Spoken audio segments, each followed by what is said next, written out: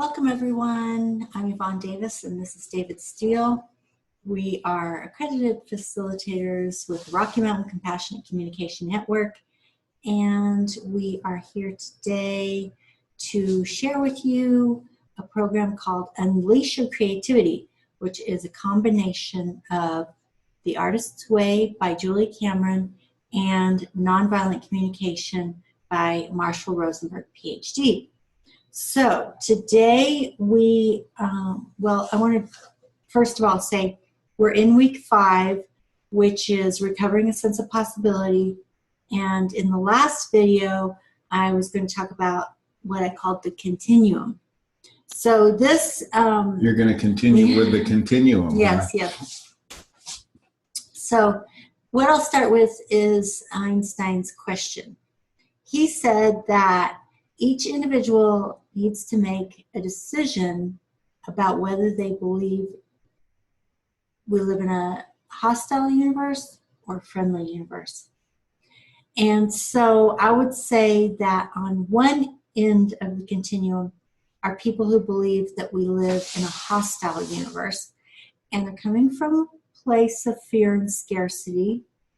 And then, and in that position, you see yourself as a victim, and you don't believe that your needs will be met. So you think that you have to fight all the time for it, so you have a lot of fear and anxiety, there's always fighting, there's competition, Move over. Yeah, because there's not enough space here, okay? Somebody has to get control of it. All right, I'll make way for you. I'm about the other continuum. The winner now. Okay, it's lonely at the top here.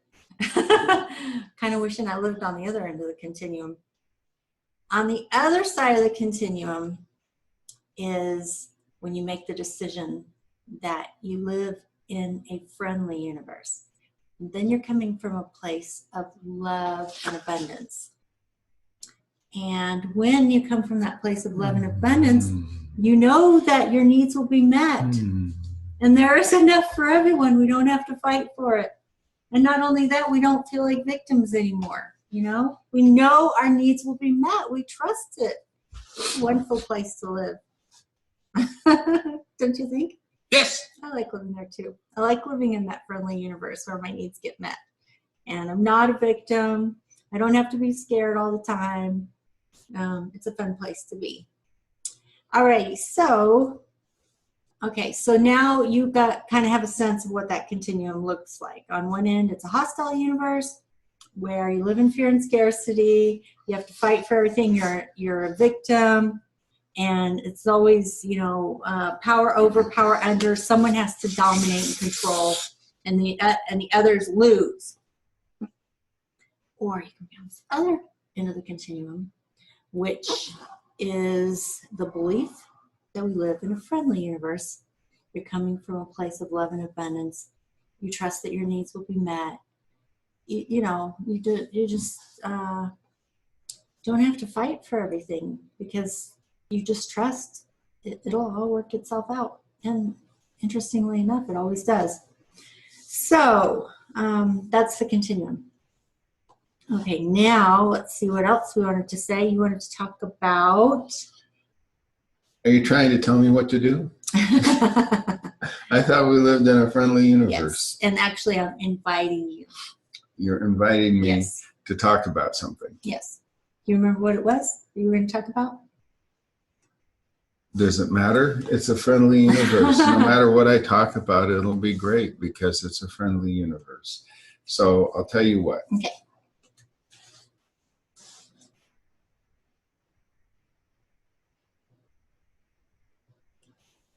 How do we determine on the slider where we are on the continuum? I would say that there's a direct correlation between the fear and anxiety end of the continuum and the joyful, friendly end of the continuum, a direct connection between that and confidence and also a feeling of safety. When we have confidence, when we have belief in our resilience, then we don't become as rigid about how things have to happen because we know we can adapt. And it's that rigidness that generates the fear and anxiety when we're have an image of our head of how things should go, and then they start to go differently. We feel compelled to force them to be the way we think they should be, which we can't do. And so we watch ourselves failing at trying to make things be the way they should be, and then we get more desperate or go into denial, and the fear and anxiety increase. And if you don't want that, then the question becomes, however things are going, can you be fluid and adapt and see the abundance in what's happening the way it's happening right now, and be invigorated by that. So I have more, but I'm going to check in. Does that make sense? Makes sense to me, yeah. You want to add anything? No, I think I'll just let you're on a roll. I'll let you just keep on your roll. More like a sticky bun, but I'll take it. Okay. So there's a direct relationship between confidence and doubt. If we believe in what we're doing, we are likely to behave in ways that will bring it about because we think it can happen. If we doubt ourselves, if we doubt what's going, that our aspirations are valid, that the possibilities are really there, then that doubt is going to compel us to act in ways that are likely to not bring that into being. And so I'd say doubt is really, really, really the key. And we all struggle with doubt. Am I deluding myself? Can I really pull this off? And the antidote to that is to really tap into the inspiration and the excitement that inspires us by the possibilities that we see, and to allow ourselves to feel that excitement. When you're a little kid and you're playing, there's no doubt. If you're going to be Batman, you're Batman. And that is the nature of creativity. There's no doubt at all. You just do it because it's in you. You don't censor it. You let it out into the world. So really, to live in a world of possibilities, you have to believe that there's a world of possibilities. And in fact, you have to know that there's a world of possibilities. And otherwise, you're back to a core limiting thought like, oh, these are just possibilities. They're not really going to happen. So, don't. But if you just really like, oh man, yeah, I love that. I'm going to go for it. I'm going to try it. I'm going to see what happens. And if I don't make it, fine. But if I don't try, I don't even have a chance of making it. And even if I do try and it doesn't turn out the way I think it did, that it should, maybe it turned out and it'll turn out in a way that's still very enriching, that is totally surprising. And I feel fulfillment. The end of my role, or sticky bun as it may be. Okay. So, we're continuing to explore this idea of recovering a sense of possibilities, and the way that we look at the world, the way we interact with our reality does shape that reality. So are you up for conjuring a concrete example of how this interaction played in your life, and how not having a sense of doubt or knowing that you had to do something and not questioning it, just doing it, impacted you, set a course for you?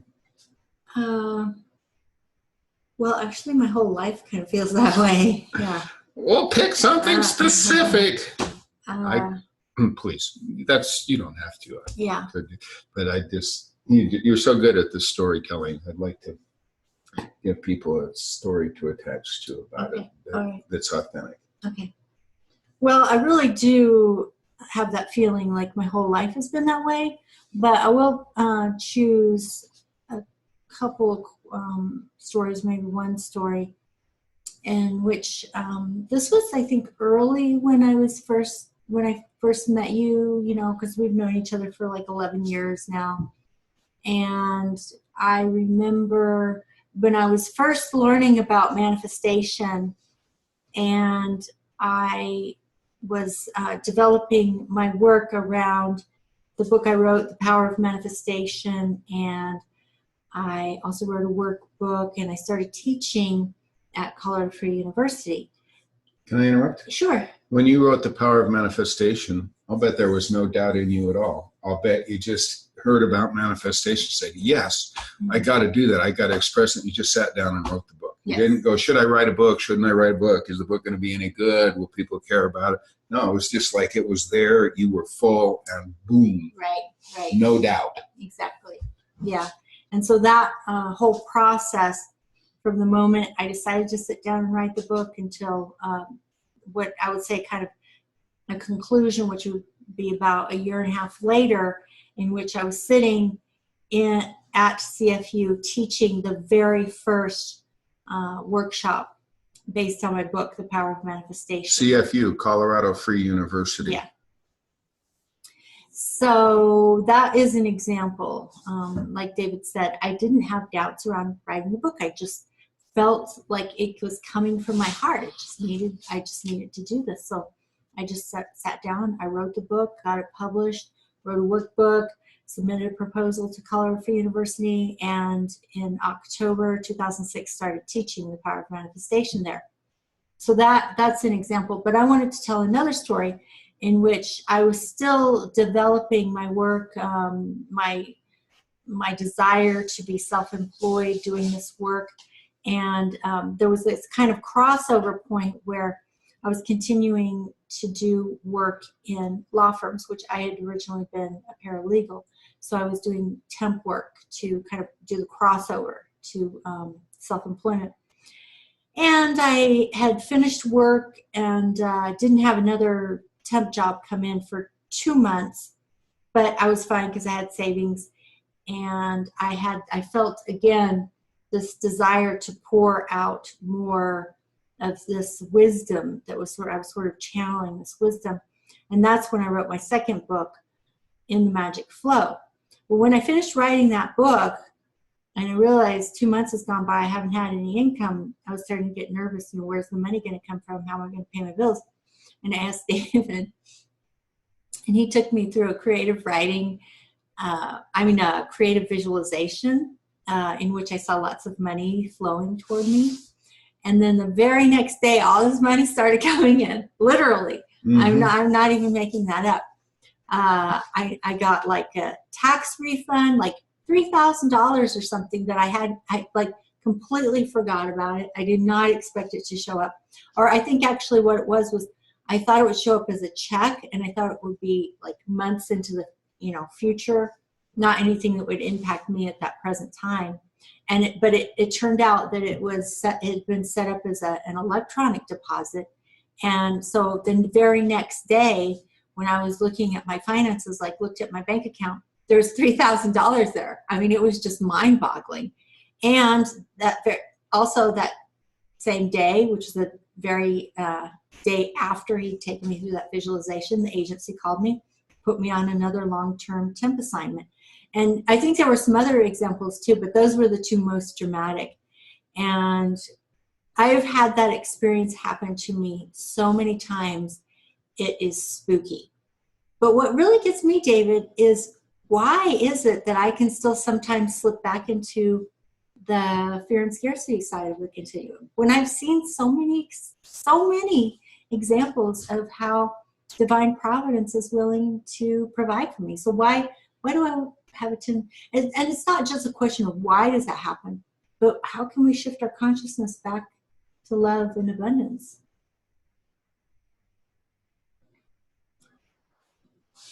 So you told me about when you were pregnant, you discovered you were pregnant, and you decided no more drinking.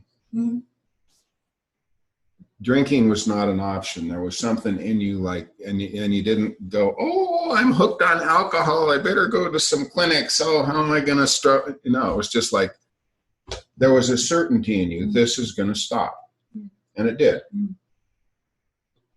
And that certainty is what I'm talking about. So it's a dance, because there are things we think we're committed to, but we're not necessarily committed to them, but we want to be committed to them, but we're not really committed to them. So we kind of want to believe they're going to happen, and they sort of kind of do, but not really. And then, gosh, you know, and there are other times when we just know this is what's going to happen.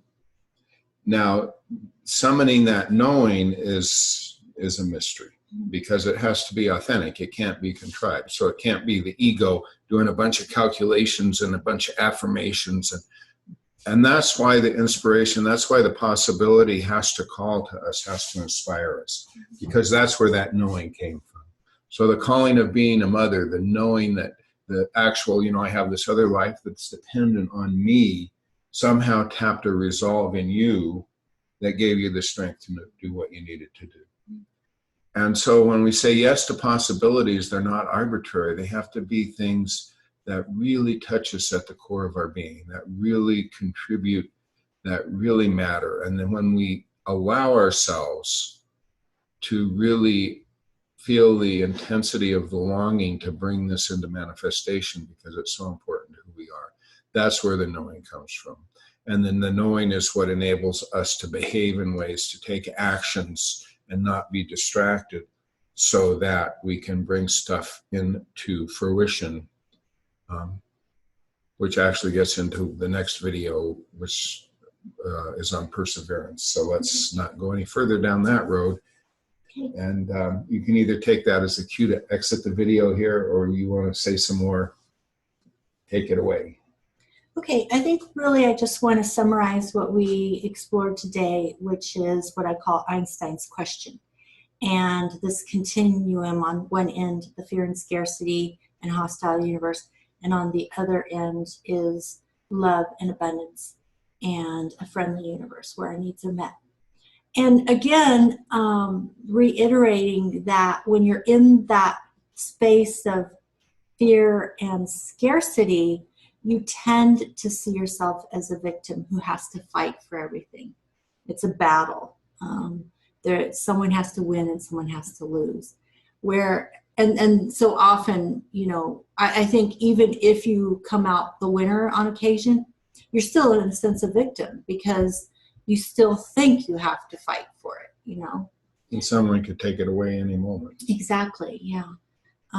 So that, again, creates that external locus of control, rather than when it comes from love and abundance and living in a friendly universe where your trust your needs will be met. You don't feel like a victim. You don't feel like you have to fight, because you just know divine providence will take care of you. And it does, even though you don't know how it's going to unfold. It always does take care of you. So, okay, so that's it. I just wanted to summarize that. And now we will shift. We'll go ahead and end this video, and then we'll come back tomorrow and we will talk about commitment and perseverance. Alrighty, so that means it's time for my little spiel, which is please subscribe to our channel. Please click like, ring the bell for notifications, share with your social media, friends and family, and please put your comments below, because we would love to hear what you have to say. And all of this is a way that we create community together. So we will look forward to seeing you again tomorrow.